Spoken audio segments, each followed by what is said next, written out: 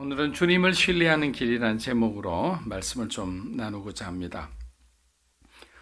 정말 우여곡절 끝에 바울과 그의 일행은 건너와서 도우라는 그 마게도니아인의 환상, 그의 요청에 따라서 즉시 드로아에서 배를 타고 항구 도시인 네아폴리로 가게 됩니다. 사도행전 16장은 특별히 세 사람의 이야기를 부각시키고 있는데, 이들은 모두 빌립보에서 바울의 사역을 통해 그리스도인이 된 사람들이었습니다. 그 세 사람이 바로 자주 물감 장사인 루디아와 귀신에 사로잡혔던 노예 소녀와 그리고 바울과 실라가 갇혔던 옥의 간수였습니다. 아무런 연관성이 없어 보이는 사람들이지만 복음을 듣고 난 뒤 변화된 이들은 빌립보 교회의 개척 멤버가 됩니다. 이는 바울 팀이 전하는 복음이 사회 모든 계층에 영향력을 미치고 있음을 우리에게 잘 보여주는 한 대목이라 생각합니다. 사도행전 16장 11절입니다. 우리가 드로아에서 배를 떠나 사모드라게로 직행하여 이튿날 네아폴리로 가고, 드로아에서 네아폴리까지의 거리는 200km가 넘습니다. 우리 잠시 지도 보일 수 있나요? 200km가 넘는데, 그런데 이틀 만에 도착했다는 것은 순풍을 만났기 때문입니다. 자, 여기 보면 잠시 제가 설명을 좀 해드릴게요. 육성으로만 들리더라도 여기가 빌립보고 여기가 이제 네아폴리 항구거든요. 그래서 바울이 출발해서 이쪽으로 갔다는 거거든요. 여기서 출발한 거죠. 자, 우리가 참고로 이제 이거를 알지 못하면 도대체 어디서 어디까지 갔는지를 잘 모르기 때문에 여러분들이 대충 어디로 출발했는지 그 방향에 대해서 이해를 하시면 좋을 것 같습니다. 그런데 이틀 만에 도착했다고 얘기했는데 사도행전 20장 6절을 보면 똑같은 여정인데 5일이나 걸렸다고 기록하고 있습니다. 어쩌면 이제 천천히 생각하며 기도하며 이렇게 갈 수 있는 시간을 주실 수도 있음에도 하나님께서 순풍을 일으켜 그들을 예정보다 3일이나 빨리 도착하게 하신 이유가 무엇일까요? 많은 사람들이 이렇게 바라봅니다. 그것은 유럽의 영혼을 긍휼히 여기신 하나님의 마음이다. 복음을 향한 하나님의 아주 긴박한 주님의 마음을 우리에게 보여주는 한 대목이다라고 얘기합니다. 우리들의 눈에는 보이지 않지만 지금 이 순간도 사실은 예수를 믿지 않고 얼마나 많은 사람들이 죽어가고 있습니까? 하나님은 바울에게 이러한 영혼이 죽어가고 있는 모습 안에서 지금이라도 단 하루라도 더 빨리 너희가 그곳에 가서 복음을 전하여 예수를 믿고 구원받게 해야 된다는 것을 우리에게 주는 메시지인 것입니다. 재미있는 것은 바울이 아시아로 가려고 할 때는 역풍을 맞이했지만 하나님께서 가는 길마다 다 막으셨어요. 그러나 하나님의 말씀에 순종했을 때는 그의 인생에 그의 모든 사역이 순풍을 맞이했다. 이것은 우리가 인생을 살아가면서 하나의 어떤 깨달음으로 기억했으면 좋겠습니다. 사도행전 16장 12절입니다. 거기서 빌립보에 이르니 이는 마게도니아 지방의 첫성이요 또 로마의 식민지라 이 성에서 수위를 유하다가, 자, 여기서 첫성이라는 것은 첫 번째, first라는 뜻이 아니라 가장 중요한이라는 뜻입니다. 그래서 다시 직역하면 빌립보에 이른 이곳은 마게도니아 지방의 가장 중요한 성입니다 라는 것이 된 거예요. 빌립보는 BC 360년경 알렉산더 대왕의 아버지인 빌립 2세가 건설을 한 도시입니다. 헬라 제국이 가장 왕성할 때 그때 세운 도시예요. 자연의 도시의 이름은 빌립 2세 이름을 따라 빌립보라고 칭했습니다. 마게도니아의 수도는 데살로니가였지만 빌립보는 여러 가지 면에서 실질적인 수도 이상의 중요한 어떤 성이었습니다. 그냥 쉽게 생각해도 헬라 제국의 유산을 담고 있으면서 로마 제국의 색깔이 함께 섞여 있는 그런 도시였다, 이렇게 말할 수 있습니다. 또한 여기에는 그럴 만한 이유가 있었습니다. 먼저 지리적 위치가 아주 좋았습니다. 그리스 동북쪽에 위치하면서도 에게해를 끼고 있어서 해상과 육상 교통의 중심지 역할을 했습니다. 특히 로마군이 세운 에그나티아 도로는 로마의 아드리아해에서 출발하여 콘스탄티노플, 지금의 이스탄불에 이르기까지 무려 1100km나 달하는 아주 길고 넓은 도로였습니다. 우리 한번 그림을 다시 한번 보겠습니다.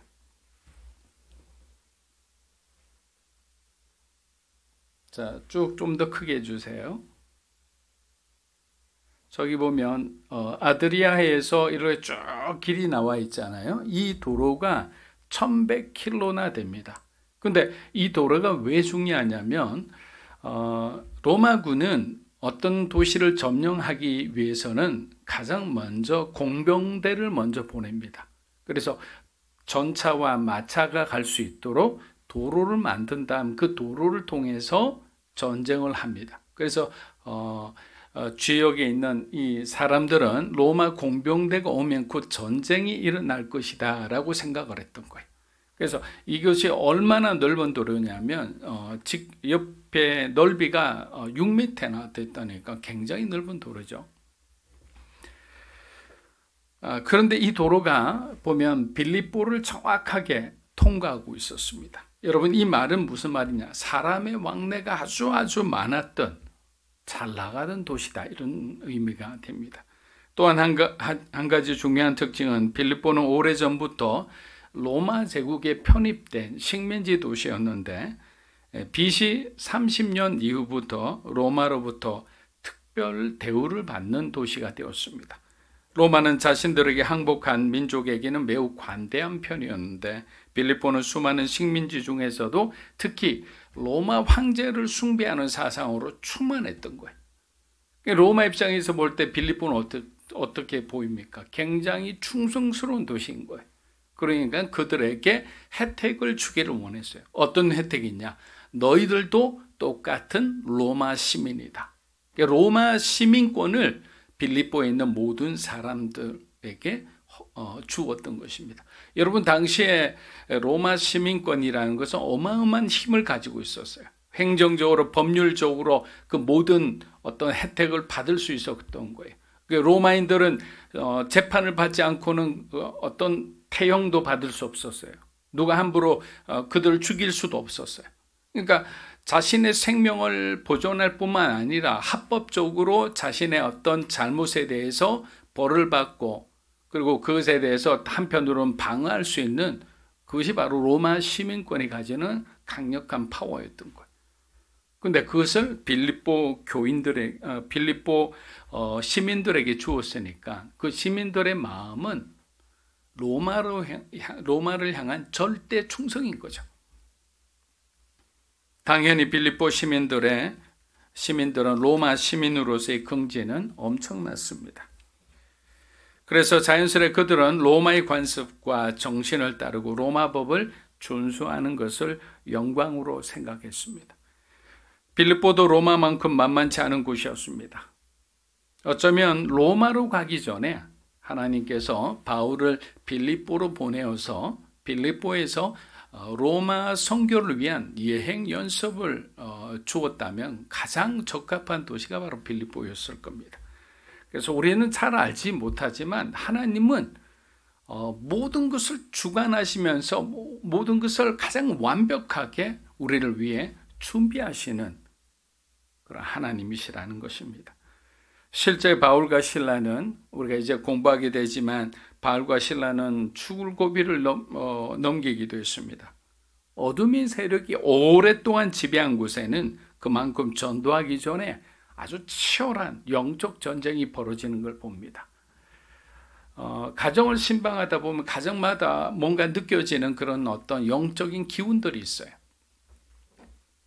그래서 굉장히 어렵고 막 그냥 화목하지 못한 가정 안에는 뭔가 불편함이 느껴지죠. 이게 무엇일까 기도하면서 신방하기 전에 먼저 말씀을 전하기 전에 기도를 먼저 합니다. 같이 기도하실까요?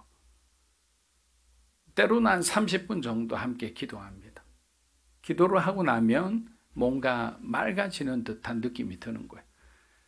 여러분, 18세기 대부흥사였던 찰스 피니 목사님은 집회가 예정된 곳에 최소한 6개월 전부터 자신의 특별히 준비된 중보기도팀을 보냅니다. 중보기도팀이 그 지역 사람들을 억압하고 유혹하는 영들을 철저하게 분별한 다음에 집중적으로 집회가 시작되기 전까지 계속 기도합니다. 그들의 사역은 그곳에서 살면서 계속 기도하는 거예요. 그런 다음 찰스 피니 전도팀들이 몰려와서 복음을 전하기 시작하면 놀라운 성령의 역사가 도시를 그냥 휩싸는 것입니다. 많은 사람들이 회개하고 예수를 믿기 시작하는데 한 마을도 아니고 도시 전체가 변하는 역사가 일어난 것입니다. 이것은 피니의 고백처럼 우리의 사역은 기도로 시작해서 기도로 끝난다. 바울과 실라가 감옥에 갇혔을 때도 그들이 하나님을 찬양하고 기도하자 기적이 일어난 것처럼 저와 여러분의 삶 가운데도 해결되지 않는 그런 오래 묵은 기도 제목들이 있잖아요. 여러분, 그 기도 제목들을 포기하지 마세요. 그리고 두려워하지도 마세요. 하나님 앞에 내어놓고 해결될 때까지 끝까지 기도하는 거예요. 원래 기도라는 것은 언제까지 하느냐? 응답받을 때까지 하잖아요. 그런 어떤 기도의 인내심과 또 때로는 지구력을 갖고 하나님께서 이 문제를 위해서 찾아오실 때까지 우리는 기도할 필요가 있는 것입니다. 사도행전 16장 12절 우리 다시 한번 읽어보겠습니다. 거기서 빌립보에 이르니 이는 마게도니아 지방의 첫 성이요 또 로마의 식민지라 이 성에서 수의를 유하다가. 자, 우리 12절을 보면 바울이 일행이 빌립보에 도착해서 아무 일도 하지 않고 수의를 그냥 보냈다고 했는데, 이 말은 이곳에 그들을 도울 사람이 아무도 없었다는 거예요. 생각해 보세요. 그냥 수의를 그냥 아까운 시간을 보낸다는 것은 그냥 이쪽으로 돌아다녀도 저쪽으로 돌아다녀도 이곳이 어딘지도 잘 모르겠고, 그리고 아는 사람은 단 한 사람도 없고, 그냥 그 사람들이 그냥 유할 수밖에 없었다는 거예요. 이 순간은 굉장히 당황했을 거예요. 하나님께서 왜 우리를 이곳에 보냈는지. 그래서 어떠한 새로운 장소에 갔을 때 충분히 우리가 그 시간에 하나님을 만나기 전까지는 갈등하고 의심하고 괴로워하는 그런 시간들이 있겠죠. 그 시간에 속으면 안 되는 거예요. 하나님께서는 반드시 우리를 위한 가장 좋은 플랜을 가지고 계시다는 것을 믿어야 하는 겁니다. 사랑하는 여러분, 하나님의 선교는 아는 사람도 없고 환영하는 사람도 없더라도 하나님이 보내시니까 우리는 순종하는 거예요. 그리고 가보면 내가 왜 여기에 있어야 되는지를 확실히 알게 되는 것입니다. 150년 전 조선 땅에 벽안의 선교사님들이 오셨습니다. 그들 모두 세상이 부러워하는 그런 엘리트 중에 엘리트였어요.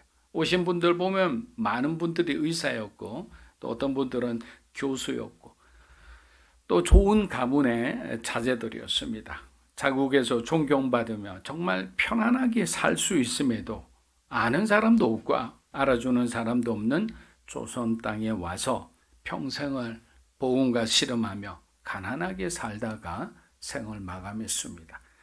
그러나 아주 오랜 시간이 흘러 오늘에서야 선교사님들의 수고와 헌신이 정당한 평가를 받기 시작했습니다. 단 한 명의 그리스도인도 없었던 조선에 지금은 1000만 명이 한때는 넘는 그리스도인을 배출하였지 않습니까? 이 모든 것은 성령의 감동을 받은 사람들의 희생과 헌신이 있었기 때문에 가능한 일이었습니다. 그 선교사님들의 면면을 보면 어떤 선교사님은 중국으로 가려다가 하나님께서 감동을 주셔서 중국에서 조선으로 선교지를 옮기신 분도 있습니다. 또 어떤 사람은 일본에서 열심히 선교하다가 하나님께서 또 감동을 주셔서 조선이란 말을 듣는 순간에 그냥 잠을 못 자는 게 며칠 밤을, 한 번도 가보지 않은 나라인데도 불구하고 그래서 다시 조선으로 오신 분들도 있었습니다. 그렇게 우리의 미래가 어떻게 될는지는 오직 하나님만이 아시죠. 오늘의 우리의 모습에 멈추지 마시고 주를 위해 쓰임받는 자가 되달라고 그렇게 우리가 기도했으면 합니다. 사도행전 16장 13절입니다. 안식일에 우리가 기도할 곳이 있을까 하여 문밖 강가에 나가 거기 앉아서 모인 여자들에게 말하는데, 빌립보에는 전도를 시작할 만한 회당이 없었습니다. 여러분, 회당이 없다는 것은, 유대인 회당이 없다는 것은 이 지역의 성인 유대인 남자 10명이 없다는 거죠. 왜냐하면 유대 율법에는 성인 남자 10명이 있다면 반드시 회당을 짓게 되어 있습니다. 이것은 그들에게 가장 중요한 의무이기도 했습니다. 그런데 회당이 없어요.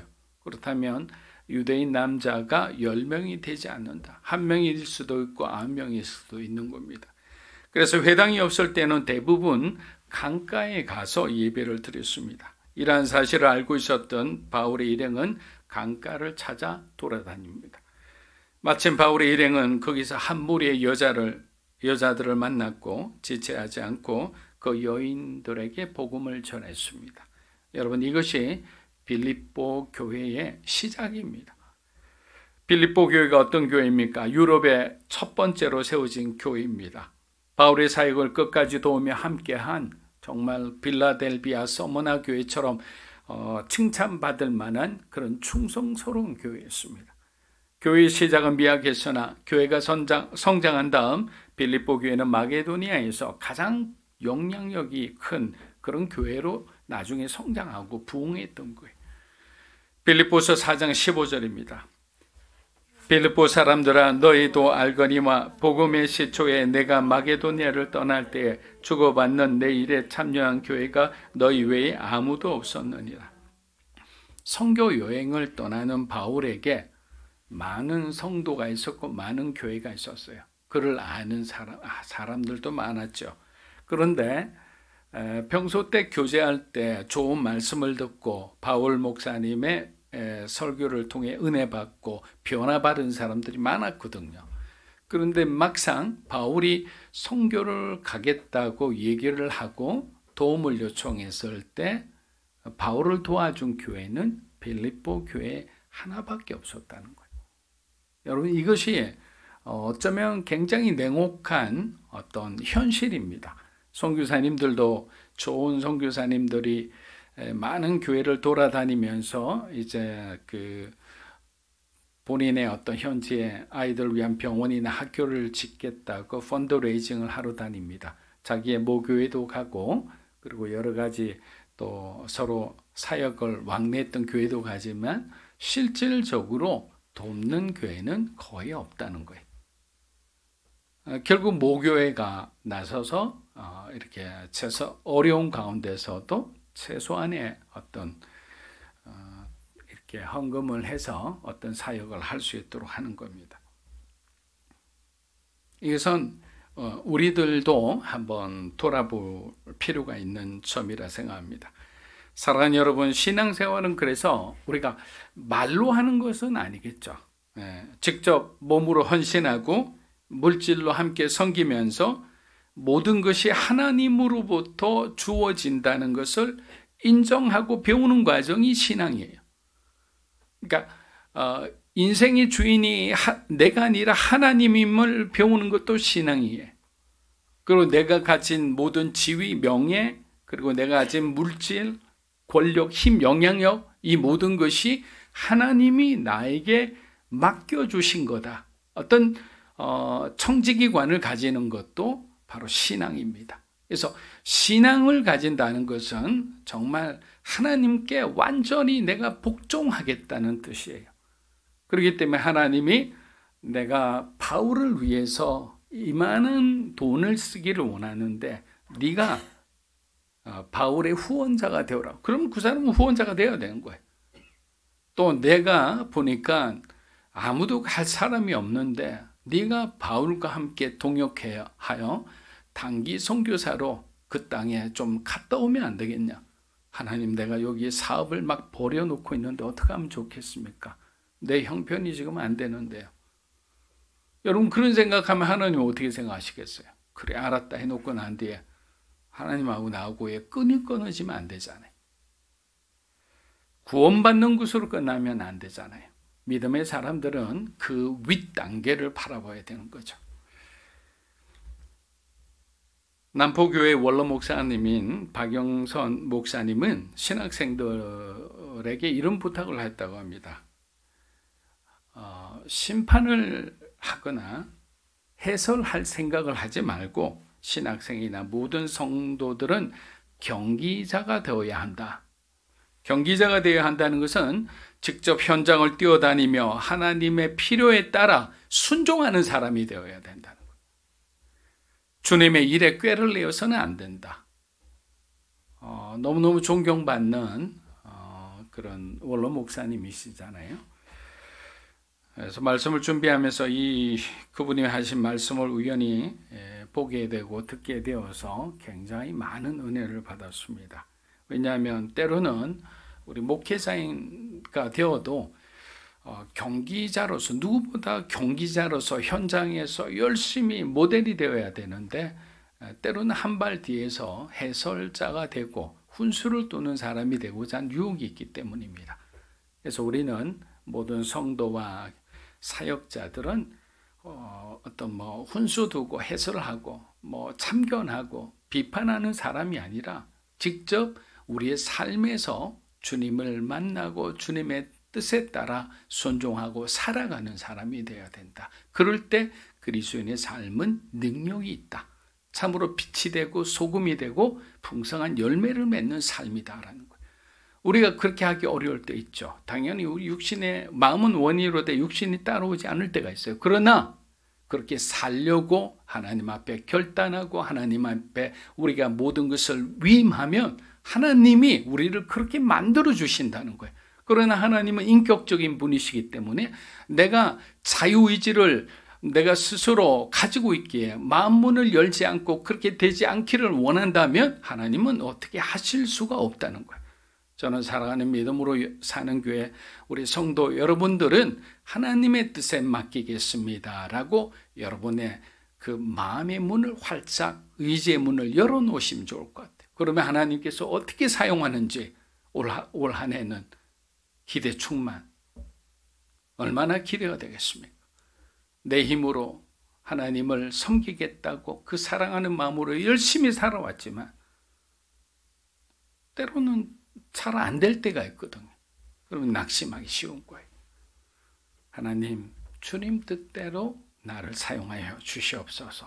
이것이 하나님이 우리에게 원하는 경기자의 삶이 아닌가 생각해 봅니다.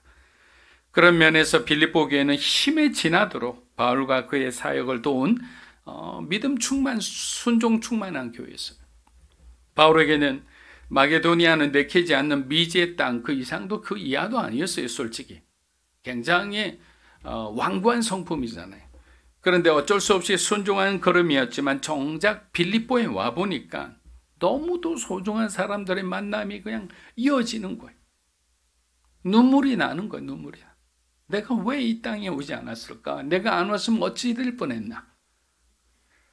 그래서 우리는 하나님은 항상 오르시다라고 고백하는 것입니다. 지금 당장 우리에게 불리한 상황이 이어져도 결국 마지막엔 그리스도인이 승리할 수 있도록 우리의 삶에 닫힌 모든 문을 활짝 열어주시기 때문에 사도행전 16장 14절입니다. 두아디라시에 있는 자색 옷감 장사로서 하나님을 섬기는 루디아라는 한 여자가 말을 듣고 있을 때 주께서 그 마음을 열어 바울의 말을 따르게 하신지라. 자, 강가에서 몇 명의 유대인 여자들도 있었습니다. 그 낮은 여자들 틈에서 가장 낮고 낮은 존재로 여겨졌던 사람들이 이방인 여자들이죠. 그녀가 이곳에 온 목적은 하나님께 예배를 드리기 위해서요. 이방인 출신으로 유대교로 개종한 여자였습니다.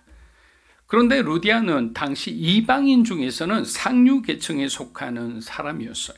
그녀는 자주색 물감을 파는 개인 사업가이기도 했습니다. 그런데 이 자주색은 이 소라 고둥이라고 바다에 사는 이 고둥에서 한 고둥에 겨우 정말 1g도 안 되는 한 방울의 어떤 물감을 얻어낼 수밖에 없는 아주 값비싼 그런 색깔이었습니다. 당연히 엄청난 고가니까 그녀가 상대하는 사람들은 어떤 사람일까요? 왕족이나 귀족들이죠. 그들만 이 귀중한 이 자주색 옷감을 입을 수도 있고 또 살 수도 있었기 때문입니다. 루디아는 겸손하고 마음이 아주 아름다운 여인이었습니다. 그녀는 바울이 전하는 복음을 듣고 그 자리에서 예수님을 영접했습니다. 성령께서 루디아의 마음을 열어주셨기 때문이에요. 참고로 루디아는 그녀의 이름이 아니에요. 그녀의 출신 지방을 가리킵니다. 빌립보서 4장 2절에 나오는 우리 보면 만만치 않은 그 두 여성 중에 한 명으로 추정됩니다. 그 누구죠? 요디아와 순두개. 이 둘 중에 한 사람이, 두 사람이 막 충돌하잖아요. 둘 다 막 굉장한 파워를 갖고 있는, 우리로 말하면 뭐 여전도 회장 같은 분들이죠. 하나님은 바울에게 루디아를 만나게 함으로 빌립보 교회가 탄생하는데 많은 도움을 얻게 하는 거예요. 그래서 참 만남의 축복이라는 것은 너무나 소중합니다. 사랑하는 여러분, 바울은 하나님의 뜻과는 전혀 반대로 행하려 했습니다. 사역자가 실수하기 쉬운 것 중에 하나가 뭐냐면 지금까지 자신이 이룬 업적이에요. 지금까지 하나님이 도와주셔서 지금까지 하는 모든 일이 너무나 잘 되고 있는 거예요. 그러면 어떤 실수를 하느냐? 기도를 하지 않아요. 그냥 하나님이 나를 신뢰하신다 생각하고 일에만 몰두하는 거예요. 여러분, 우리는 일에 몰두할 때 우리 인생은 위기 속에 빠질 수 있는 거예요. 모든 일은 하나님으로부터 오신다는 것을 우리가 인정하는 그 행위가 뭐냐? 기도하는 거예요. 하나님, 지금 이 일을 내 힘으로 할 수 없으니 하나님께서 도와주셔야 합니다. 라고 내가 나의 무능함을 주님 앞에 고백하는 시간이 기도하는 시간이에요. 근데 그 기도를 빠졌다. 그럼 우리 인생은 위기 속으로 빠져 들어갈 수 있는 거예요. 사도행전 16장 15절입니다.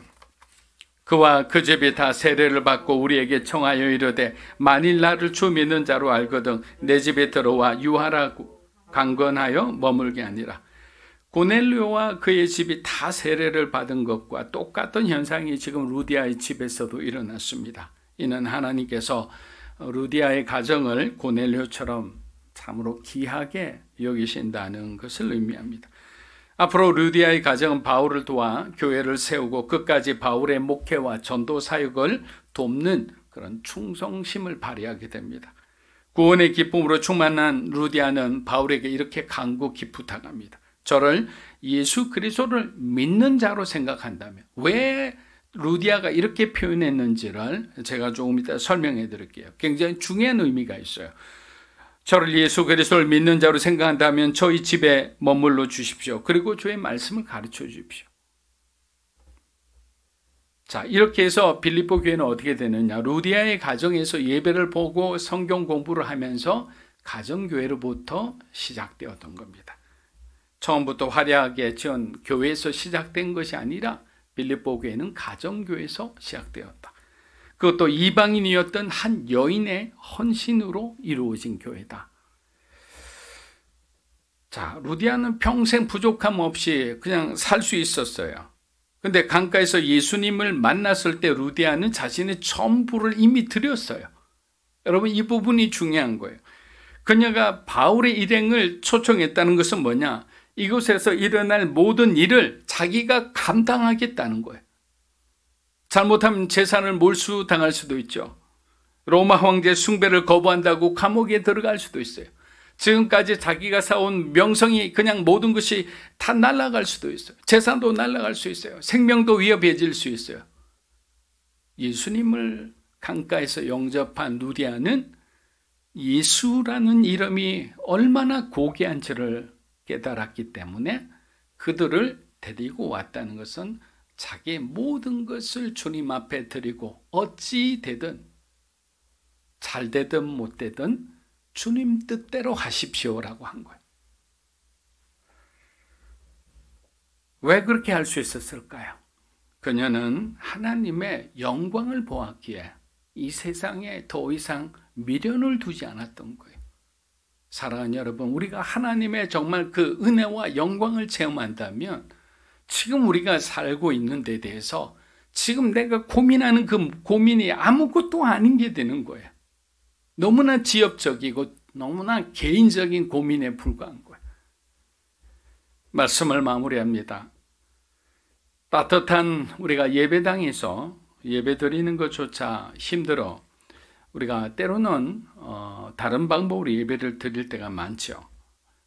그러나 그렇게 예배에 드리기가 어려워 유혹이 올 때 혹시라도 그런 마음이 드시면 오늘 티그리스 강가에서 예배당도 없이 추우나 더우나 하나님을 예배했던 이 여인들의 그 마음을 한번 생각해 보면 좋겠습니다.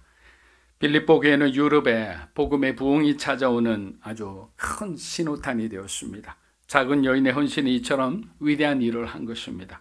바울의 순종, 루디아의 순종, 실라와 누가와 디모데의 순종, 이러한 순종과 순종이 만나니까 세상이 감당하지 못할 사건이 벌어지는 거예요.